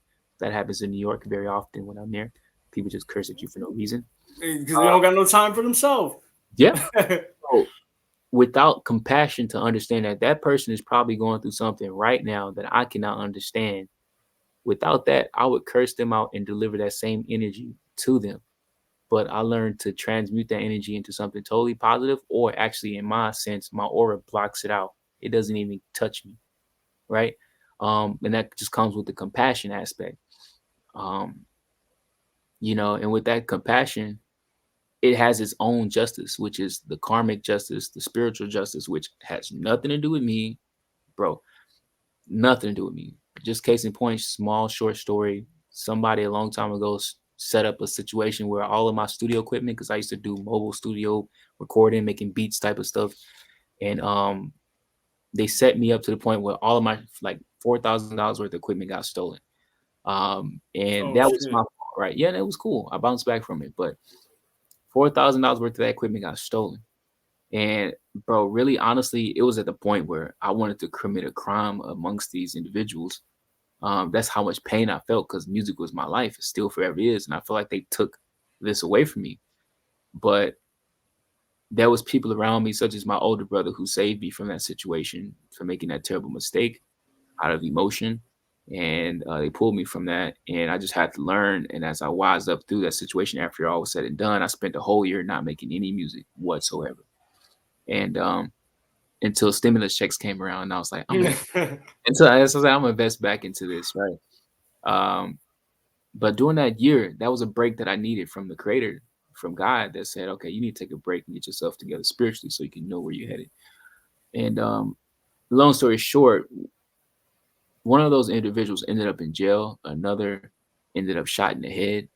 I don't know if he lived or died, but I heard he got shot in the head, and that was the true story. And it was just like, Wow. it was justice, bro. My compassion and me not doing anything about it and having it, dealing with it in a peaceful way, the karma just comes and handle it for me. The more spiritual you are, the more angels you have on your side to Right. do those Yeah. types. So you don't have to do anything, bro. They're gonna handle the situation for you. Unless somebody fuck with my kid, I'm gonna touch you. That's different. Oh yeah, that's different. No, that's different. That's different. I Let think me this, let me let me ask you this one a little difficult. I had my homie answer this the other day because we were yeah, kind of dwelling on this. Your inner peace or world peace. You bro. can't have both. You can't No, have both. no, I don't even want both. I want inner peace. You want inner peace. Inner peace. You will never fix the world. We will never fix the world. That's so many people, so many specimens to get into one accord, to agree onto one thing, which is just peace. That would never happen. There's more people out here stressing themselves out now trying to figure that shit out, when truly, honestly, bro, just focus on your inner peace and the inner peace of the people around you if you can help it. That's it. Your inner peace. That's why the Bible says heaven on earth. We all have heaven on earth. It's right fucking here. What we create around us, how we speak, how we treat other people. Heaven on earth can be all around you. And that's your aura, that's your energy, your bubble, your matrix of people around you. Bro, There's so many people that's experiencing heaven on earth right now, even through the turmoil and everything that's happening. But we would never find world peace. I'm sorry, that's impossible. Until the only way world peace will come is when every single living human being is fucking extinct. That's the only time we'll Ooh, find peace. yeah, yeah. Other than that, Unfortunately, yeah.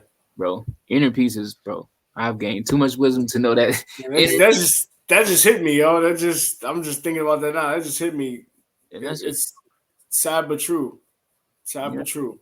you don't see, like, even if an animal was beefing with another animal that's of their same kind, they might fight to the death and kill him, but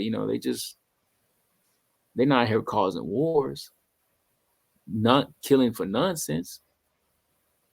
You know, they're not killing hundreds of thousands of fucking. A gazelle is not planet plotting to kill hundreds of thousands of gazelles just to be the top gazelle.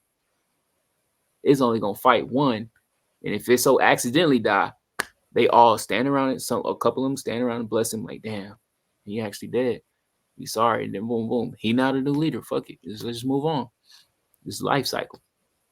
But we out here creating nuclear weapons, genocide for no reason, all for power, all for money. Yeah. Just material. Spending a lot of money doing it too, which is a damn shame.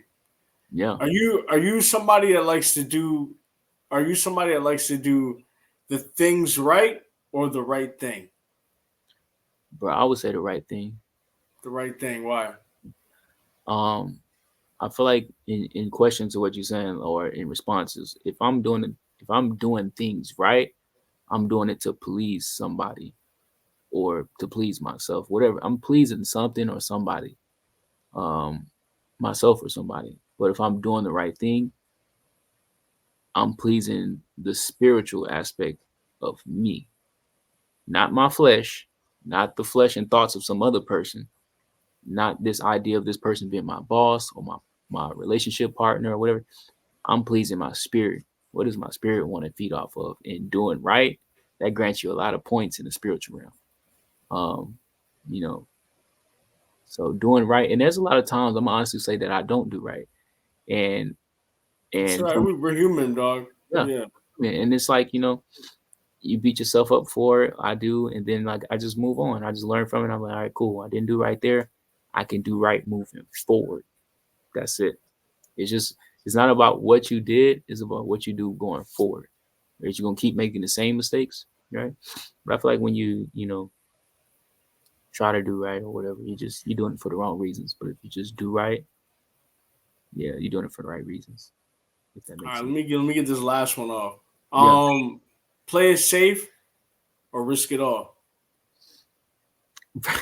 Ain't no plan to save. You I only was got one expecting life. that. You only got one life. Currently, bro, what I just told you right now is that I have a goal to get 500. I already passed 100 streams to get 500 streams by next month. I'm at already 155. I can be at 200 by next Monday. I'm so sure, probably 250. But playing is safe, bro, is what's gonna get you fucked off. That's what I learned. Playing is safe.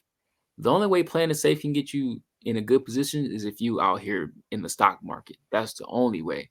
And you still got to take risks in the stock market. So I You can take still that do, 100. yup. Take risks on yourself more than you take risks on anything else. Take risks, bro. Like go all in. Like, and that takes me back to like having multiple shit that you're doing. Go all in, 2 feet in on one thing that's really going to fulfill you. That if it's for financial reasons, that is going to excel you. Go all in. Whatever you do, go all in. Like you can do 2 or 3 different things, focus on 2 or 3 different businesses, but each time you in that business, the time you spending in it, you got to go all the way in on it. Don't pussyfoot around it. Don't tickle it. Just go all the way in on it. You know. Um, I think that's the master of everything. That's how people master everything, bro. Just go all the way in. Well, I'm picking your brain right now, but I got another question. I know this is my Yeah, last go ahead. one, but now I'm interested, bro. I'm curious now. If you had three people to have dinner with, dead or alive, who would they be? I gotta know. Yeah. I gotta know. I gotta know. And Mm, why? that's crazy. Dead or alive, I would have dinner with Michael Jackson. Okay. Hmm. MJ. Shout out MJ. Okay. for sure. The king of all music, I would say, MJ, Prince. I know I'm choosing musicians because they're different. Um, Who's better, Out of both, bro, I'm Michael gonna, Jackson or Prince? I'm gonna have to go with Michael Jackson because Okay. I got it. Like I just got to go with Michael Jackson. Prince make good music. Don't get me wrong. He produces his own shit. He was all cool, but Michael Jackson, 100%. Because that nigga make hits, and it's like For Prince made real. hits too, but it's like he made more hits, and it's And the like crazy thing is, people think Thriller his best album. It's really not. it's It's not. off the wall. For me, Off off the the wall. wall. Off the wall Okay. had the boogiest shit you could ever fucking hear. The I can't groovy, help it, bro. I used to listen to I Can't Help It man, religiously, bro. bro, Religiously. that shit crazy. But I would say those two, and Dead or Alive, I would sit with Master P. That's the last. That's the last one. Okay. Master P. Okay. Master P. I respect him a lot because not only as an artist, but putting brothers on. People don't know when Snoop Dogg got off Death Row, Snoop Dogg came to Master P. Exactly, Master P hooked up a lot of people and still doing it. And still he got his own ice cream, bro. his own Talk about cereal. talk about P ownership. doing it, man. Talk about ownership, leverage, how to leverage credit, how to leverage business, all that shit, bro. Like I be into that. Like people think I'm just an artist, bro, on the outside, but literally I am into like all about credit building, leveraging. Like, bro, you ever heard of Russ? Russ, like Rush.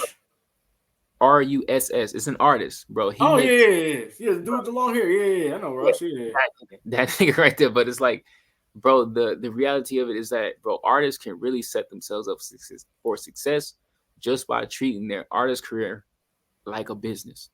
Bro, fix your personal credit, get you an LLC, get a business credit for that, 0% down, whatever.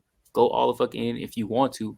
My preference is to go buy you a business, bro. You can go on a page like Flipper and buy websites for like $10,000 or $20,000 that make like 2 or 5K a month. The 5K ones will probably cost you like 20, 250 or 300,000, depending on which one you get.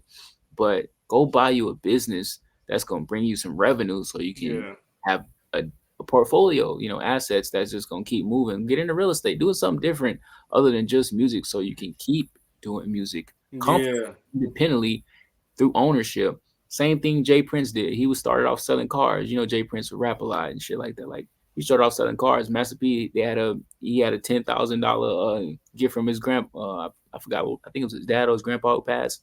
And that's where he started the record store. He started selling, making money from that. The story of all the people who I know who are successful in the music business independently, they had their own money. They all had their own money. Nobody got in the game without their own money and had the type of deals that they have today where they get 80-25 or 85-15 splits with the label. Bro, you got to come with leverage and your own money if you want that type of deal.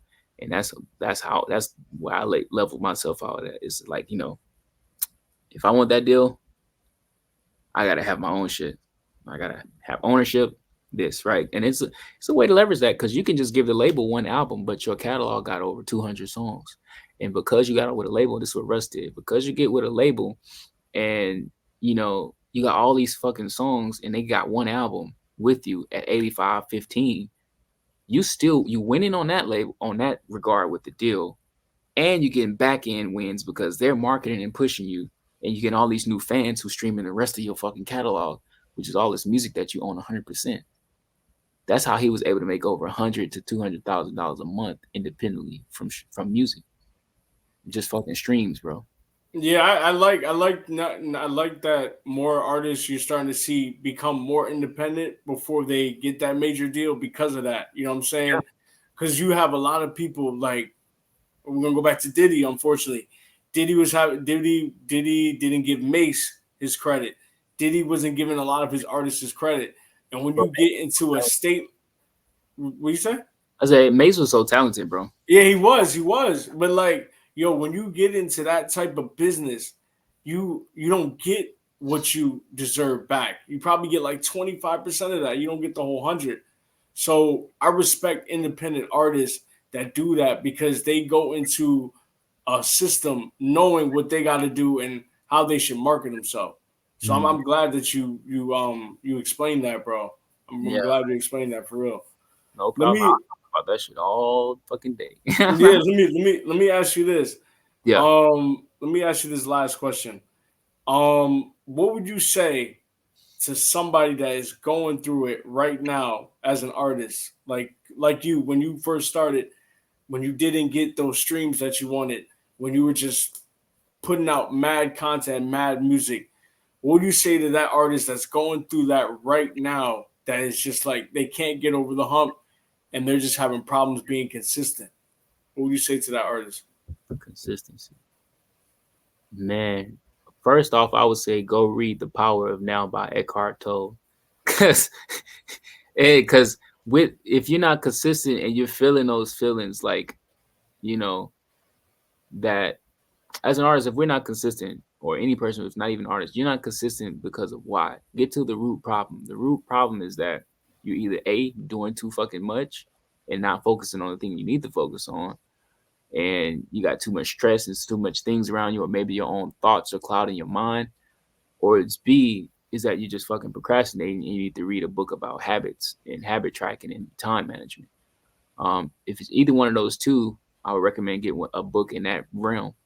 But what I would say to an artist is that, plus, like, it's cliche, but just keep going. If you only made one song in a year, oh well, set a goal to do better. You did one, that's great.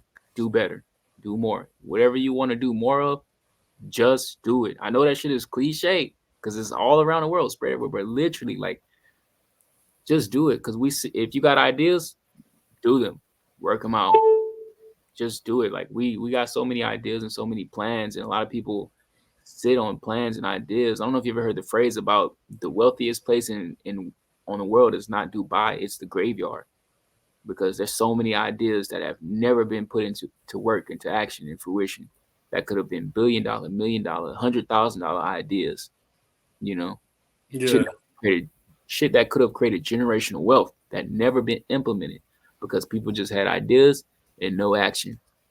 So I'll just say, literally, just do it. Make the positive change within yourself to get to the next level, and just really be hungry and want that shit, and have a type of discipline that's comfortable for you. I don't want to say comfortable because it's gonna be a little uncomfortable at first, but have a type of discipline. You know, that's just it. And just keep going for real.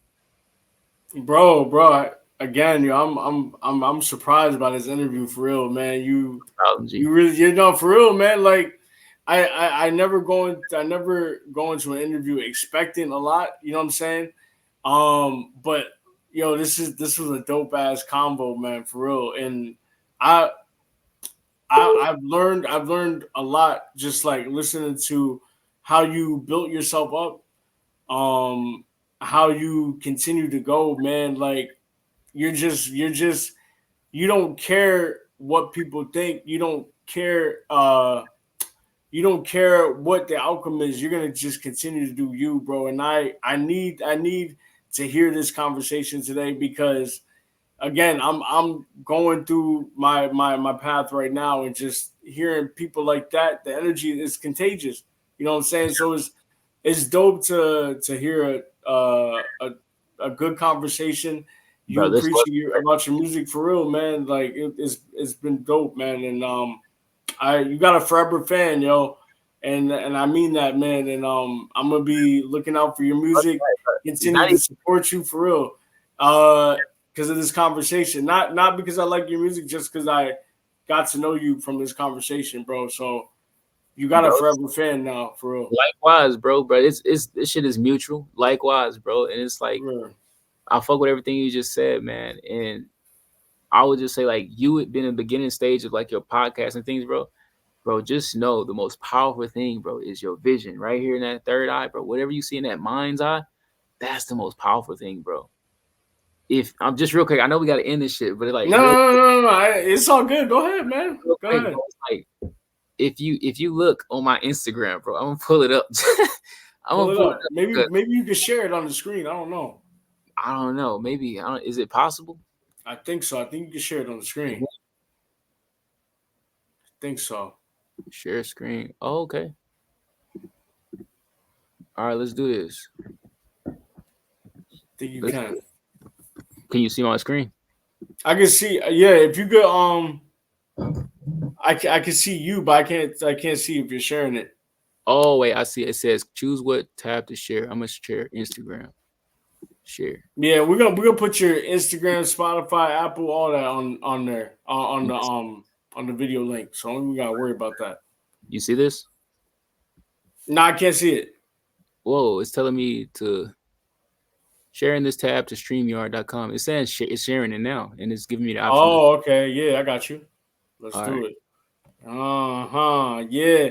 all right. So check this out. So where did that post at? Right, I created this post right here in like fucking 2019, bro. I think it was 2019. Yeah, I created this shit. My goal was to this is my manifestation board.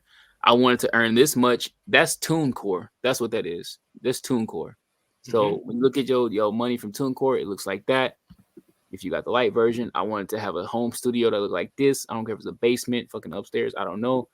Um, that's what my studio vibes look like. This shit says, I think it says 9 times multi-platinum record producer, or for what is it, for every song in his arsenal. What is it gonna say? Let's see. Yeah, 3 times multi-platinum Heroux the God. And then it says for Spotify, I think it says something about 1 billion streams right there, but it says for every song in his arsenal, right? And these are all the manifestations I was saying. I'm a channel through which God's riches flow ceaselessly, copiously, and freely, right? But literally through this whole time, I ended up creating I had Code 9 Records created, but then I created a like I'm printing checks, all type of shit, what I want my house to look like, all this type of shit. This is a manifestation board, right? But one thing that manifested through this was that I got the opportunity to be successful in my music, right? And or my career, like as a musician. So one of my goals was to get paid in a job where I'm doing music. I got that. Hmm. Another goal was to have a studio to create music for my label. I got that now. So it's like those are the things that I manifested, right? And that was my focus with it. It's just manifesting. I'm gonna come back to the stream real quick, but that was what my focus was. So everything didn't manifest in the year that I wanted it to, but what did manifest was what mattered to me. Like being able to have a whole studio that I can create anything I want to. Man, that's sweet. I don't need $100,000 yet. That's cool. That's enough for me because I can generate it through the content and music that I create. I'm very confident in that. I have had way too many affirmations, and I don't mean to be cocky, but I had way too many affirmations from unreleased and released music that I am the one in words, like I'm the one. I'm one of those people who can make it, like many out there. But the Yeah, way I I but see it, bro. I'm not saying that because you're on my platform. I see it, and I saw it from when I saw the real video. Because yeah, have you ever heard of this program called Colors? I I know you've did. seen it. Everybody thought that was a colors video. Yeah, I'm like, yeah, he on Colors, okay, I but edited, like bro. I edited you in could, DaVinci Resolve like that. That's the thing. Like, yeah, but yo, you could tell though, you could tell the craft into the video. You know what I'm yeah, saying? And then of course after I saw that video, I went to your Spotify. You could hear it, bro. You can hear that you got it, bro, and you know you got it. And it's not being cocky; it's confident. You know what I'm saying? You respect, you you right? got it, bro. For real, man. For real, man. It's, Bro. it's it's confidence, it's not cockiness, bro. Nah, I appreciate that, bro. Thanks for the For real, man. affirmation, man. For real, Um, man. Let me end this like this, man. I want to say thank you for coming on the show. Guys, they're gonna be watching it. We're gonna be dropping this week. Okay. Shout out to Hero. I said it right, right? Heroux, but it's Heroux. all good. I'm still the hero. Yeah, yeah. Still a hero. Heroux. Shout out to Heroux. Go follow Hero the God on Instagram, Spotify, Apple Music. You got Facebook too? I do. Oh, Yeah, Facebook. Facebook. You put your music on Facebook? I do. It go on there too. Okay. Okay. Yeah, Facebook it's and all connected, so it makes it easy for me to just post it on one, which is Instagram, and I'll go there. okay, okay. So Hero the God on Instagram, Facebook, uh I, Spotify, Apple Music, and YouTube, yo. My man is everywhere. And yo, it's been a blessing, dog. Um, thank you so much for this interview. I'm gonna tag you in a bunch of shit, so be ready Yo, for it. hey, I'm ready. Um, bro, and I'm gonna say this again, man. You got a forever fan, man. And I want you back on the show. We're gonna stay connected, bro. And yo, thank you for giving me this interview, man, for real. And Hey, thank you for inviting me, bro. your energy is contagious, dog. Your energy is contagious, and I learned a lot about the spirituality because, like I kept like I'm gonna say again, I'm going through it right now, and just to hear somebody going through it and enjoying it, it makes me feel better, and it makes me want to keep going. So I appreciate you, bro, for sharing that, man, for real. Absolutely, brother. Bro, keep going, man. 'Cause that shit is blissful in the end, bro. I'm waiting on the bliss. I mean, I've been in the bliss. I'm gonna say one last thing, Yeah, go but ahead, man. bro, one last thing I'm gonna say is that, bro, when it comes to the bliss aspect of spirituality, I'm waiting on it. But I've been there before. When I talk about been there, like, bro, I got so deep into Tai Chi, to meditation, fire meditation. Like, this is the thing where I used to take candles and just like put my hands over it, do breath work and shit like that to connect with the fire. I used to look and stare at the fire, put emotion into the fire, feel the fire, and connect with it because it's still a living anything on it, everything in this planet that's an atom is living, and if it's living and it has energy, you can connect with it. So I was deep into like Avatar, Naruto, and type shit like that, and Dragon Ball Z. I'm like, I know it's real that these people can have powers, but if you look up right now, man who can create flame or electricity from his hands, this is real shit. We can do this. We're all powerful beings who have supernatural abilities that are blocked by the things we eat and how we think and the energy we keep around us. So I was so obsessed with this shit where it's like I was watching like, wow, how these dudes able to do this, right? So fire meditation came up. It came to the point where I was able to do fire meditation with success this one time, and only one time it happened. Because every other chance I had, I did not fail, but I gained great lessons in it. My hands would always burn because I was not what I'll tell you, right? So, anyways, when I learned you don't focus, if you're not focused, and if you're not connected to the fire, it will burn you. But when I finally found true connection, which came from my heart, which is the true form of love and connection to anything, that's when I connected with the fire. No burn, nothing. My hands were completely fine. And I was able to take all the energy from the fire up through my body, through Kundalini energy to the top of my head in my crown chakra. And bro, when I tell you my whole head was flaming hot, like as if I just got finished playing a fucking sport for 4 hours straight in the cold winter, it did just that because the energy transmuted through my body, which is an energy source, out through the top of my crown chakra through meditation with fire.